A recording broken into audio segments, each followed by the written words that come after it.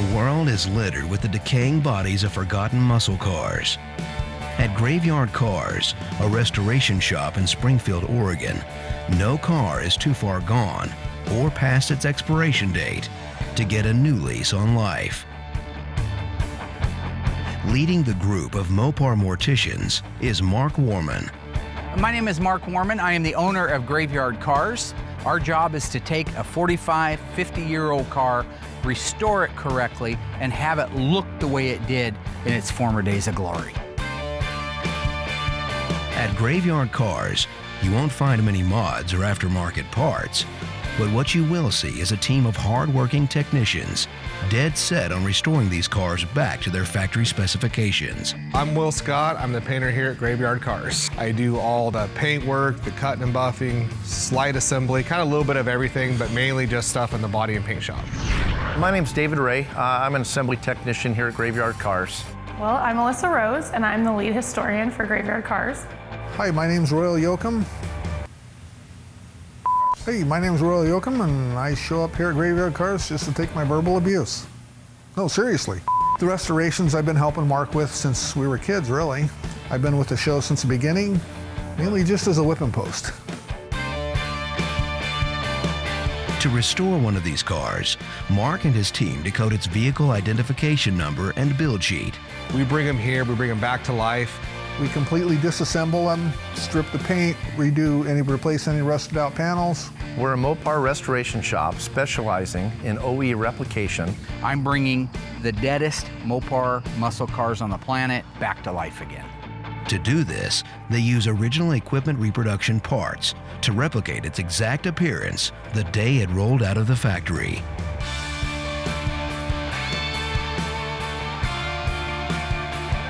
The most powerful cars can't live forever, but a limited number of Mopar muscle cars will get a second chance at life. All we have is super cool cars. One of the cars that isn't going to be the first four to go out, but is shortly after it, is our 1969 Roadrunner convertible 426 Hemi automatic, the only one in Q5 Seafoam Turquoise. On this episode, the Graveyard Ghouls can install the dash to our 1967 Hemi GTX convertible, the interior to Bill Goldberg's 1968 GTX convertible, complete and install the drivetrain to our 1969 Hemi Roadrunner convertible, and paint the car that started the show, one of 108 ever made, our 1971 Phantom Cuda. They're coming to get you, Barbara. It has been established that the unburied dead are coming back to life. I'm Mark Warman, and together we bring dead muscle cars back to life, to exactly the way they were on the day they were born.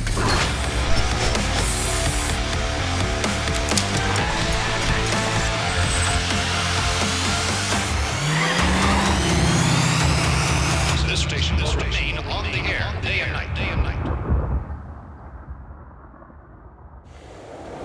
With deadlines already pushed back 6 months, the pressure is on from the team to make sure customers' cars get finished without compromise. Sneaking ahead of the line, a 1969 Hemi Roadrunner convertible is ready for assembly.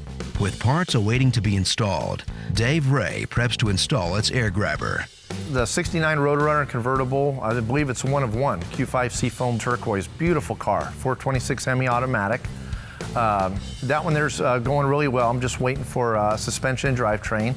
I got all my firewall built out, so I'm basically waiting on Mark at this point, but it's moving along nicely. All the parts are detailed and ready to go together. Recently, painter Will Scott applied the final paint to our 1969 Roadrunner convertible. Q5 Seafoam Turquoise is very similar to teal, and it's one of the rarest and arguably the most beautiful color to come from Chrysler. As much as this color is beautiful, it's equally difficult to spray.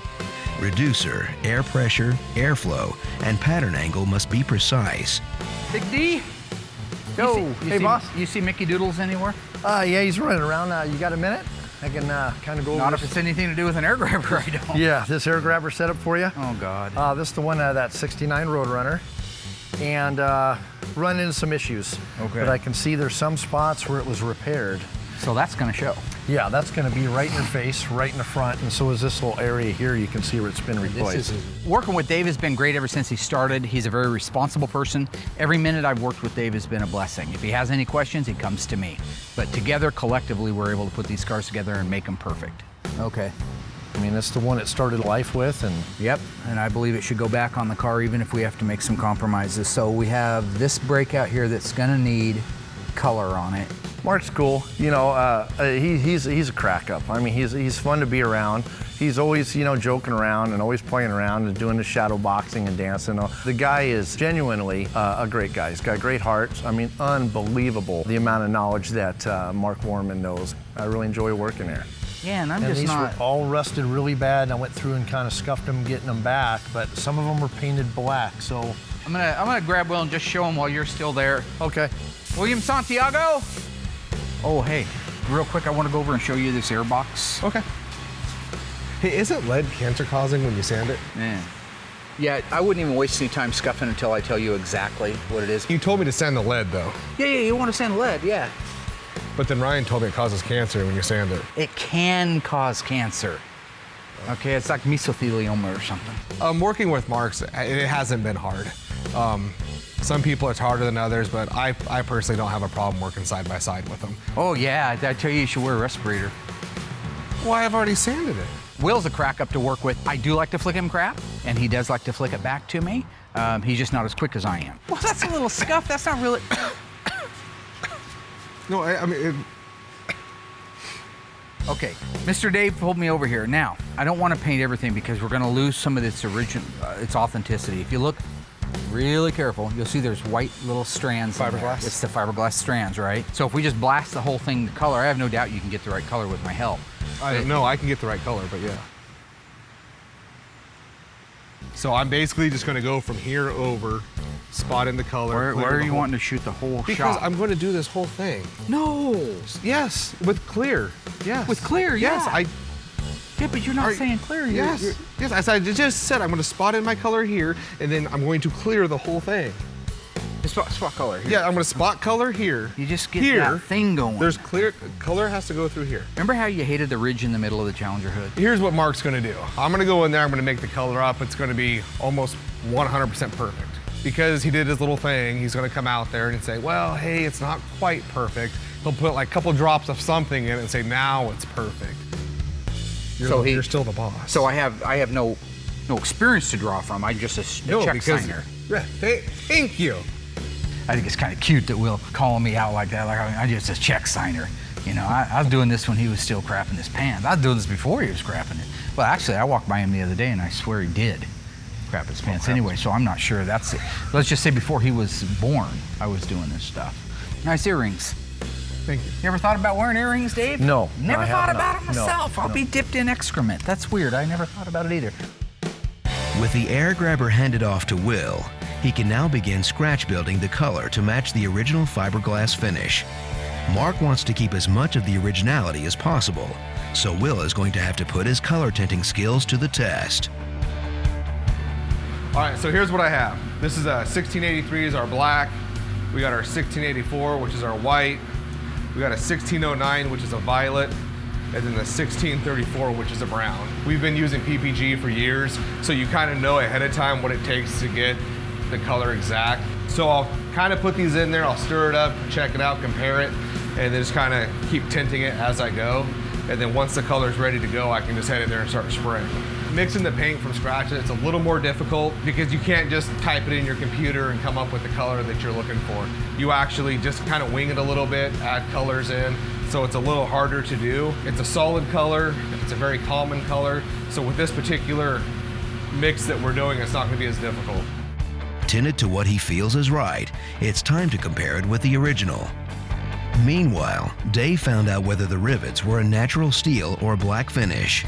I got with Dave, all these bolts actually stay a natural finish. Dave went out in the graveyard there. I guess we have 2 cars out there that had these on there, so he was able to look at them, and then they have bolts out that were rusted. So that tells you that they weren't painted at all. So what I'll do is I'll end up spraying my color on, and I'll get overspray on them, but I'll come back with lacquer thinner on a rag, kind of wipe them clean, and then end up clearing the whole thing, which will also prevent these from rusting in the future.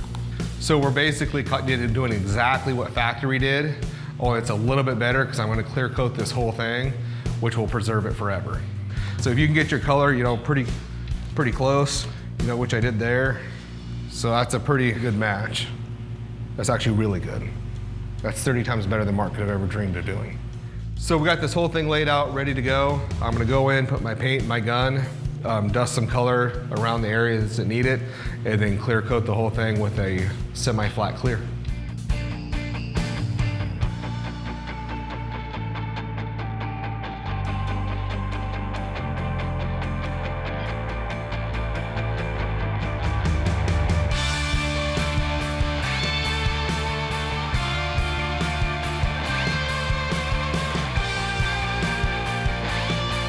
All right, so my color's all done, spotted in where I was supposed to. I did a little bit extra just to clean it up just a little bit. This looks great. I am gonna go in there right now, get some clear coat, which is gonna dye back. It's a flex and flat clear, so it's for purposes like this.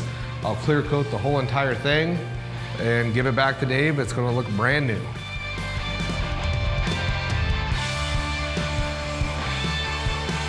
It absolutely looks 100% factory. The clear is right now, we'll go in there and check it out, but it's starting to dye back, so it'll have that nice low gloss sheen that it's supposed to have. So as soon as this is actually all dried up, I'm gonna get it over there to Dave, and Mark is gonna love it. He'll tell you he won't like it, but he's gonna be pretty happy with it.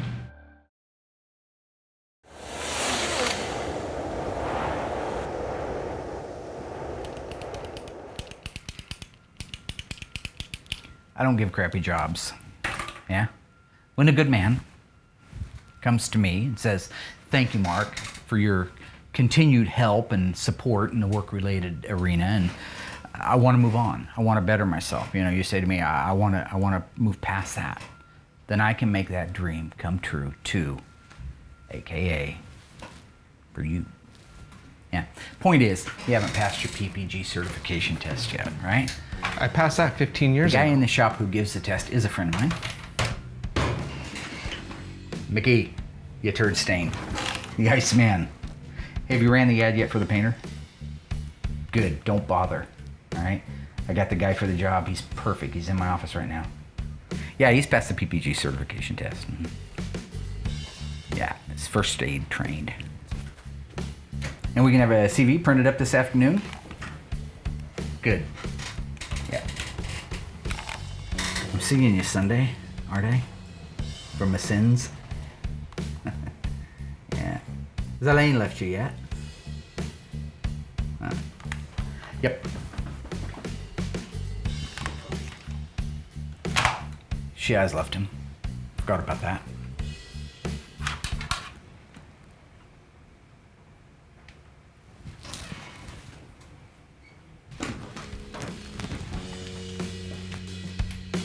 So Mark's here 7 days a week from 8 a.m. to 7 p.m.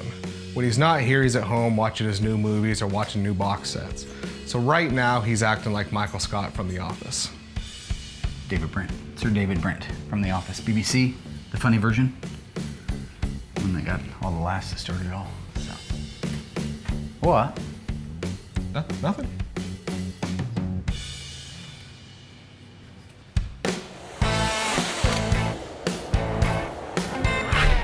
In 1967, Plymouth shook the world up with the gentleman's muscle car, the Plymouth GTX. They built 733 of them with the optional 426 Hemi. Of that low demographic, only 312 had 4-speed transmissions. Of the 4-speed transmissions in the 426 Hemi, only a handful escaped the factory with a convertible top.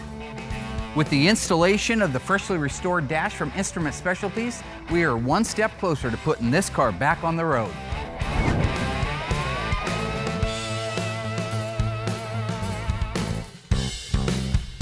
I like the fact that that car's gonna be driven every day. So as far as the interior goes, we just put it back in. The car came here for strictly body and paint. So you're gonna see this car every day on the road. He's gonna be driving it through Vegas. I love this car. All right, got our dashboard back from our buddies. Let's set this back here. Get that. Do that. They do a good job. Underneath it. They do a beautiful job. You Let's got do it. it. Oh, they do beautiful work. Look at that. This is the little button right here that you have to push down if you want to pull the headlight switch completely out so you can take the bezel off. So just remember that if you're ever doing your own car. It's way on the top. It's way past the average human. Of course, I got little arms. I got short little arms. Yeah, but you got to figure too, you're jammed in between the seat, Steering column weighing on coming your right back down of the here. floorboard, feet going over the top of the headrest. Colon's oozing stuff out of it from your 50-year-old prostate exam. Anyway, have you got side bolts in place yet? Yeah, side bolts are in place. Okay, and this will go up here. I'll let you. You have a little. I'm gonna try getting here for you. Mark. Yeah, there it goes. Beautiful. There we go. That looks great. Good job. Oh, look at that. The holes lined up perfect. Yeah. Look at that. That's something. Yeah, that's. Oh my. Oh hell yes! I gotta put on my party dress. Looks great. Let's plug it in, baby. Oh God, that looks awesome, don't it? Yeah. Beautiful. I love it. The dash went in like butter. Right now, Dave is installing all the rest of the wiring. He's plugging the plug and plays together where they're supposed to go, chasing them down, putting everything where it needs to be. Here's our goal, all right? Once he gets that dash done and everything wired in place, we're gonna be able to put a battery in it and then we can do a systems check.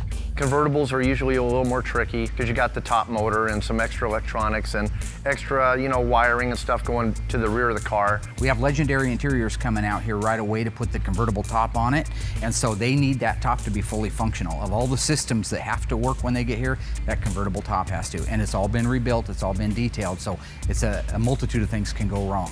But if that goes right, they're here, put the top on it, we bolt the interior in it, I call Mr. Torino up, and I make his day and say, your GTX is done, sir.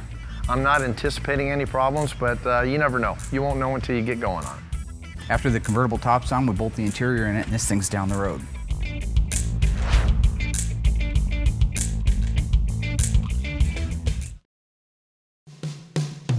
Hey, What do you got? I got the parts marked out for you. Good. 71 CUDA stuff, that's what I'm working on. My dad is great as a dad. He is driven, motivated. Yeah. What do you want me to do for the rest of the day? I don't have much going on. Good news for you. Got a guy bringing over a car, wants to sell it to me. Borrow my tow truck. We'll be here in about 10 minutes. Okay. As a boss, my dad is a little crazy. Stanley Delwyn Lynch.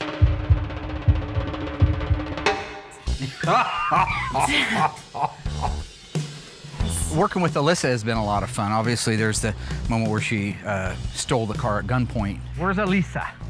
My darling daughter. I'm seriously so excited.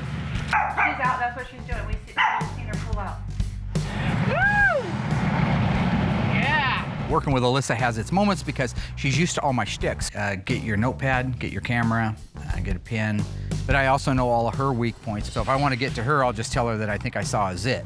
And that's it for her. She's in the bathroom working on a zit for the next hour and a half. You're not gonna leave me alone. I'm not with gonna Stan, leave you though, right? alone with Like we're doing Stanley this Delwyn together, Lynch. all three of us. Yeah. Yeah? Huh? I don't like the way you said that, Dad. Seriously, No, I'm don't not do gonna that leave you. I to won't. me. I won't. God, this is I'm here to help I you don't in even any wanna way do I this. can. Oh, 66 Charger. How you doing, Stan? Beautiful. It's always nice to see you. Hey, Stan. You sure Hey. you didn't just steal this? Nope. Oh, I got a good purchase. It's awful low in the front, so you either got it sucked down or it's got an engine in it. It's a lot of tension. Did you even open the hood? It's got an engine in it. I didn't say it didn't have an engine. Well, I just asked you if it had an I engine. said it's got a lot of tension. So actually, you brought in a pretty decent car, which is surprising for Stan. I figured it'd be some rolled over, kicked in, burned out 61 Impala or something. You've seen my private investigation license? I haven't. Oh yeah, we go out and stake out, hang out in the car. Yeah. Take pictures of people. Oh my gosh, when was this picture taken? A while ago. Yeah. Here's BI badge. So you're not a police officer, though? No. You go to school. Oh. Mine's so old though, I didn't have to go to school. It's an automatic transmission car, pretty straight body, so if we do need parts, we've got a 66 Hemi Charger we're working on now that's a 426 Hemi 4-speed car. What are we talking? How much? A couple hundred. But I don't That's understand. a good deal. He $200. inherited- You're out of your mind. He inherited it for free. $200's not a bad deal, but you got it for free. I got my time, I got wear and tear on the equipment, going out and getting it. It's my truck. $50. 50 bucks. 50 bucks. You know what I can get for scrap metal? That's probably worth more than 50 bucks scrap metal.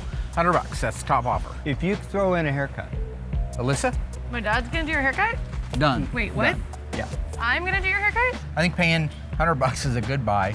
He would have gave it to me. That's the whole thing. I know he wants some brewski money. 100 bucks and a haircut. Yeah, you like cutting his hair though, right? What is that?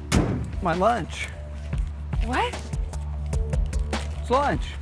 Haven't you ever cooked a potato on the motor? That's gonna probably be the last time I go out and do a walk around with my dad when he buys a car, because I'm not gonna get roped in to free haircuts or awkward encounters anymore. I don't think he's into roping. Oh my god. Didn't look like it cooked it very well. Yeah, I learned. It was know what you're- educational. Anyway, enjoyed cutting his hair. I've got a shop to run, as you were. Flism, flasm, Does anybody feel bad for me? flazoo. Anyone? Oh my god. While the GTX was known as the gentleman's muscle car, not in this case. 1968 GTX 444-speed convertible. This is one of only 375 built. This car has manual steering and manual drum brakes. Fortunately, it's owned by former World Wrestling Champion Bill Goldberg. And trust me, it takes a Bill Goldberg to drive a car like that. With the repairs finished on Bill Goldberg's GTX, Dave and Alyssa are going to install the seats and center console. What I pretty much did, I got all the carpet in. It's all cut around the console. The top of the rear seat is in, and everything's prepped and ready to go for the door panels and the rest of the seats. I'm excited. I got Alyssa helping me with this one, so this is going to be cool. What I'm going to have you do is start with this here.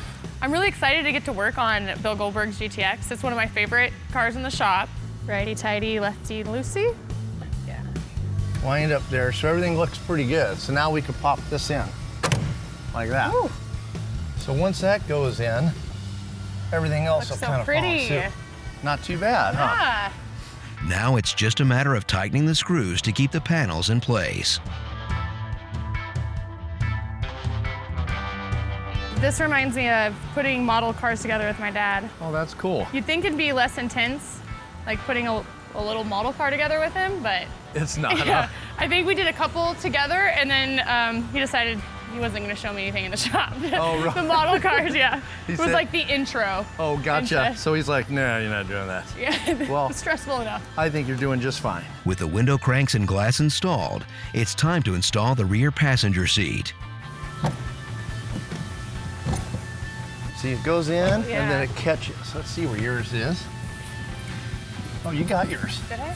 Yeah, Hey, yours is in. I thought Score it was first in. try. Awesome. All right, that's it. With the rear passenger seat installed, Dave and Alyssa can install the center console.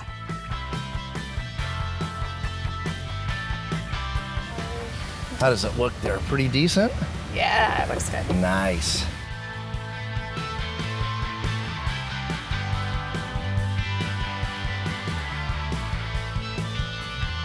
Now that the seats are bolted to the body, the interior of Bill Goldberg's GTX convertible is complete.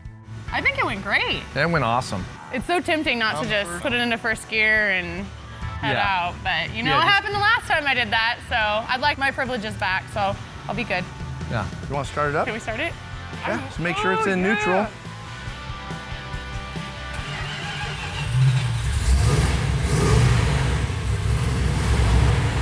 I'm in love. With the interior finished, this GTX is nearly ready to be shipped back to its owner. The 1971 Plymouth Cuda is the most collectible muscle car on the planet today. This is an example of rarity.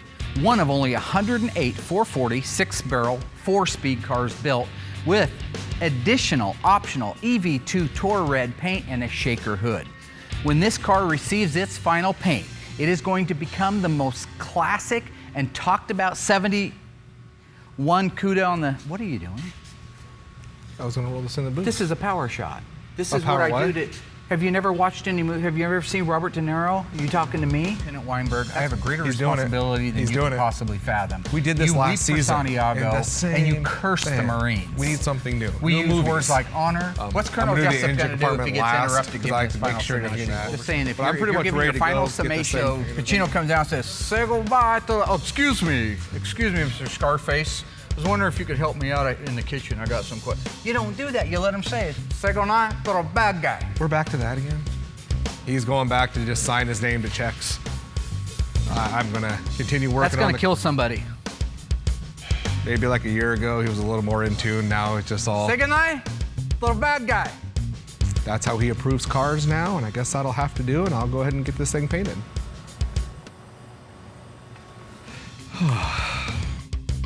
The air grabber for our 1969 Hemi Roadrunner convertible has finished curing. Dave and Allysa have been assigned to get it installed. We got the air grabber back from Will for our 69 Roadrunner convertible, that Q5 beautiful seafoam turquoise paint, one-of-one car. Alyssa's gonna help me put it in. So it's all new to me, I haven't done one yet. Meanwhile, Mark and Mike are building out the massive 426 that belongs inside of the 1969 Hemi Roadrunner convertible. The goal is to get the entire suspension installed. Why don't we start with just getting the carburetors on if you want to put the rear one on. We just got these back from Scott Smith at Harms. Beautiful, beautiful work he does. The original casting plating of the casting is right. He does a phenomenal job, so we've entrusted him with all of our carburetors. Now we're talking about numbers. This carburetor has an F like Foxtrot, an 8, and then it has 4619S. Those actually mean something. It means that they don't just go on there. Any carburetor would run on there, but the right one. So the F represents the month that this carburetor was cast, starting in January with A. So this is June of 1968. The car was actually built April of 1969. So as long as these carburetors precede the build date of the car, then these would be right for the car. The number itself, the 4619, is the correct AVS 4-barrel carburetor for the front. And so if you look at that one, it's got the same thing except with the 4621 behind it. The 4621 means it's the rear carburetor for an automatic. It would be different if this was a 4-speed car. So that's how detailed some of these casting numbers and part numbers can be with their date codes. We do not have the correct date-coded fuel pump for this engine. The owner knows that. The owner is fine with it. He's got several Hemi cars. This was an extra one he had. This is a 1966. And how I can tell it's a 1966 is if you turn it over, you go to the base. This is the base of it. You'll see A6. That's a date code. The A represents January. A always starts with January and then it goes February, so B, March would be C, April will be D, and on. The 6 is 1966, so this fuel pump, while it's been freshly restored and is beautiful, this started life on a 1966 model 426 Hemi. And have you checked to see if the relay rod's in there yet? The relay rod is not in there yet. Oh. This is what we refer to as the setback.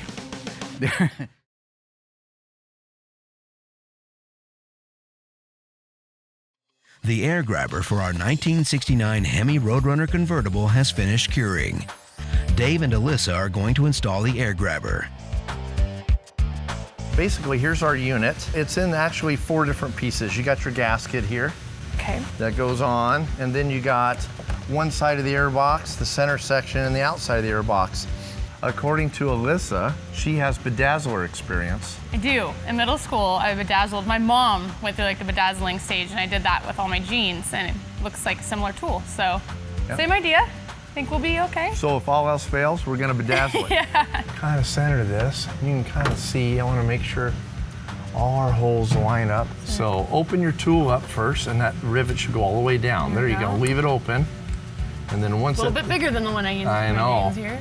And then you want to push that all the way flush. Okay. There you go. And then see if you can squeeze that thing together. Is it working at all? There we go. That feels like. Does that feel better? Yep. Yeah, you're doing good. Almost got it. Perfect. Woo! Okay. Nice. Boy, that was a total pain in the ass, wasn't it? Allysa and Dave add the final pieces to the air grabber and rivet them into place. My arms are sore from holding up that riveter. Mine too, yeah. Yeah, the bedazzler was not very bedazzling. Yeah, that riveter was a workout. Yeah, I'm done for. My upper body is just hammered. And Allysa was running the drill and the riveter, so she did a great job. I think it went really well. Yep. Well, I can't wait to see when the car is done, actually see the wire. We got through it, and as you can see, it looks awesome. And so it was new to both of us, and we knocked it out and did a great job. And yeah, we're ready for the next one. With the air grabber installed, it's up to Mark and Mike to finish building the suspension to the 1969 Hemi Roadrunner convertible. Let's rock this thing out. Really didn't hit any roadblocks while we're putting the rest of the pieces on the Hemi. Everything that's crucial to that drivetrain going in the car is ready to go in the car. We're ready to move this around to the other side and marry them together.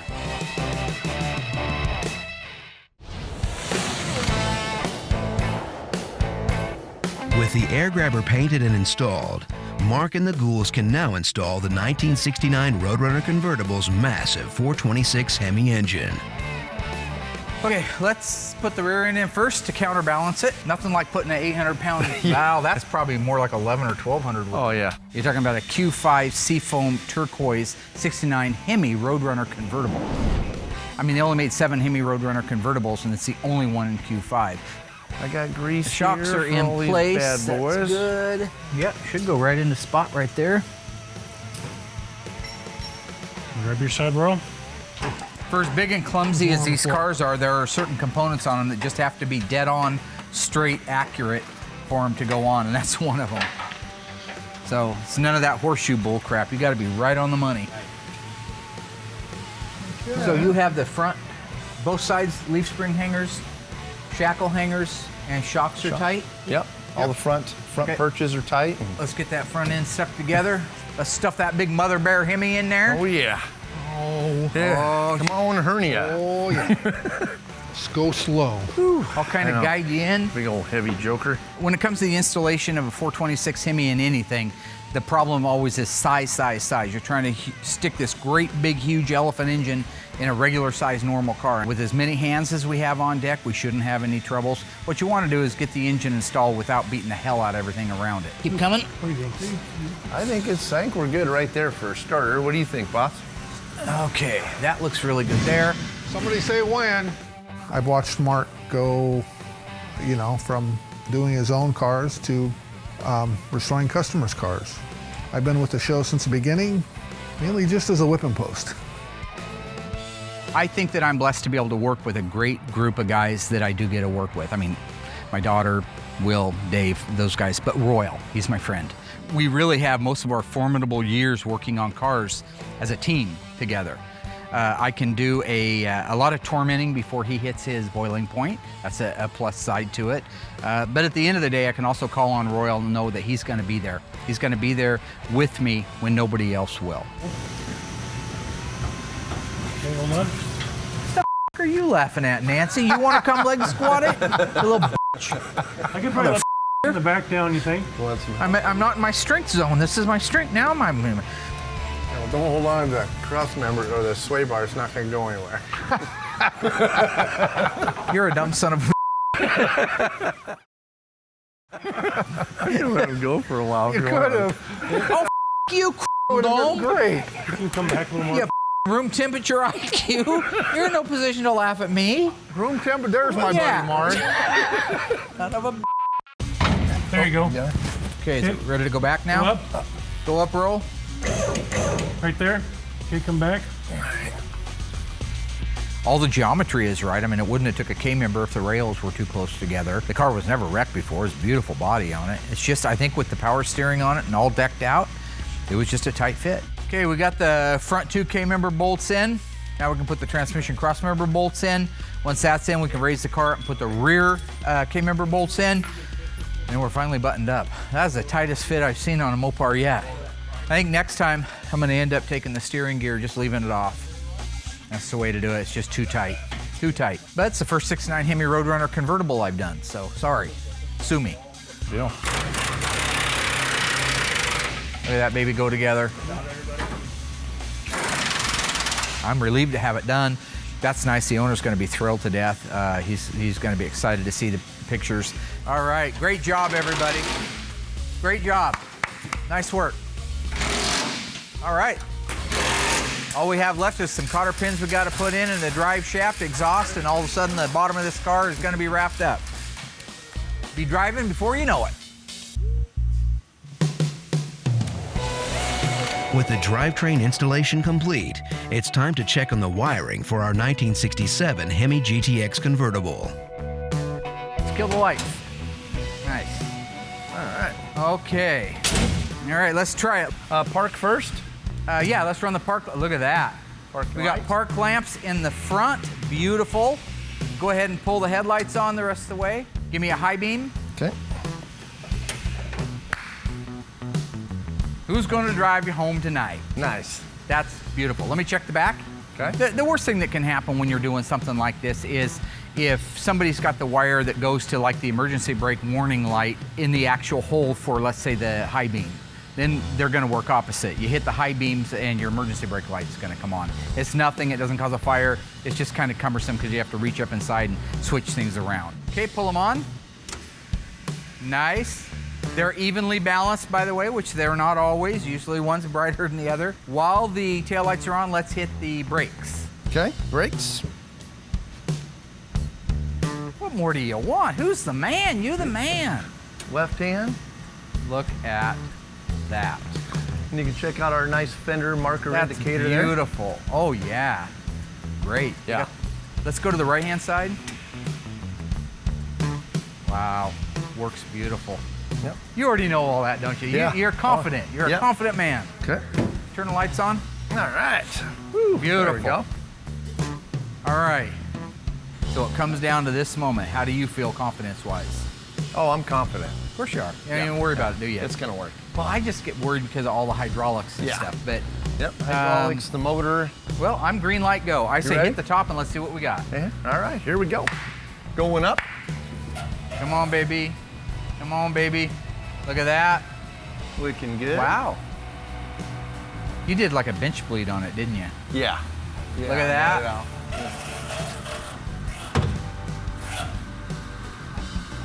And it takes a few cycles to get her kind of broke in, but she's working good. Look at that. That's all I'm saying. You have just made it into the handful of guys in the world. Wow. Beautiful. It's a nice car. Fantastic work. That's Graveyard Carz, baby. Yep. So one of the cool things that we're doing at Graveyard Carz this year is trying to speed up the assembly process. So what we're building now are frame jigs. This is a unit that will have a series of perches on it. It's a big flat bench. Have a series of perches on it for the, what's he painting? Painting the Cuda? Phantom Cuda? No, I haven't signed off on the, hey! What are you doing? Getting ready to paint? What? No. I haven't signed off on this. Mark signed off on this a while ago. We walked around the whole car, looked at everything, gave me a thumbs up, said it was good to go. No, I didn't. You most certainly did when we were out there looking at it. No, I was starting to sign off on it, and then you started in, and I was trying to show you that I was doing my power intro. So all you right, and then we walked around the car. No, I didn't look at it close like this. You're ready to paint. This is the big one. I am ready to get in there and get orange going. The eyes go in before the name goes on. No, I don't. Are you serious? Who carries around a magnifying glass? I mean, who does? I know why he carries around a magnifying glass. I just didn't think he had it on him ready to inspect my paint job. Okay, Mark, I just want to get to paint.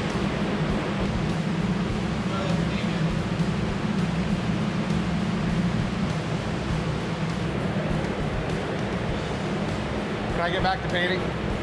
Thank you.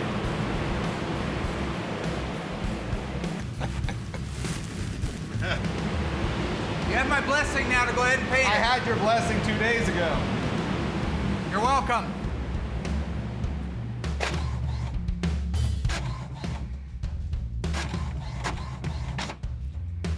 Mr. George? Mark, how are you, sir? Pretty good to see you. George McGeorge? Is that really your name, George McGeorge? Oh, yeah. The first and the last name? Yep. George McGeorge. How about a nickname? You got a nickname? No. Curious George. I just named it that. How about Bi-Curious George? No. So this is our assembly shop, all right? This is where all the cars, after they've been painted, come into to get their final assembly, all right?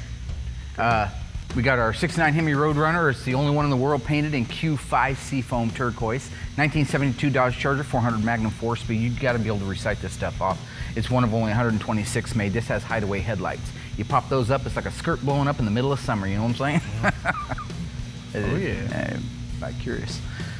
Let's go into the body and paint shop. It was weird having Mark show me around the shop, especially since I've worked here for about 6 months now. This is where you're gonna start. This is your world. This is your castle. This is your area to grow and to blossom into a beautiful flower.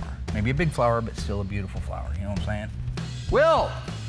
Worked with me forever, 15 years, all right? This is our mixing room, PPG mixing room. You see all of our colors in there. There's Will. Willie, how you doing? Good. What's happening? Been with us a long time, haven't you? Why a while? This is Will Scott.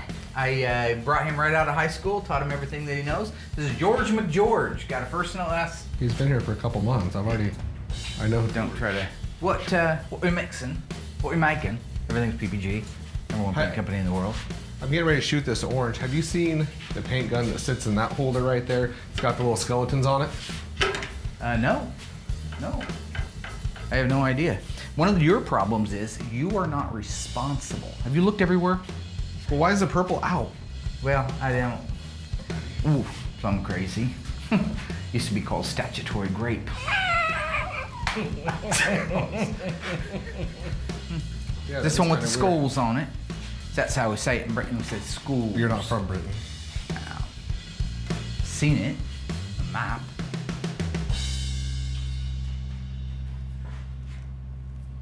Yeah. What? Oh, that's mental. That's plumb crazy. Why would you do this? Why are you laughing? I guess you might say we painted him in a bit of a corner. Is this the whole stapler and the Jello thing? Only the paint version? Is it what? You know, when I put the stapler and the Jello, it's funny. You put my paint or my gun in the I have no idea paint. what you're talking about. Look at your hands. Okay. Can we stop with all this? I didn't want to paint you in a corner. This is what we talked about. You need to find a new show. He's gonna get along great around here, isn't he? My Curious George, always looking at the other side. No?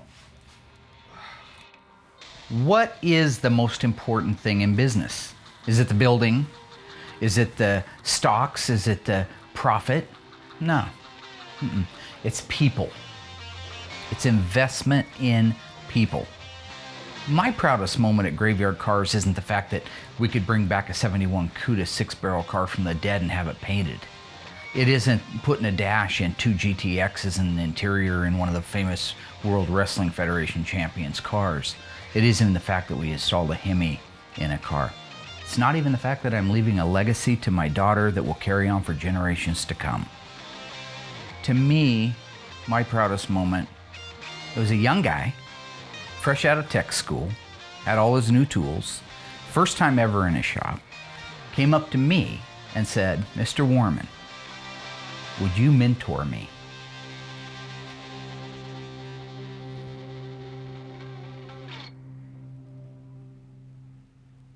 It didn't happen. He turned out to be a piece of shit.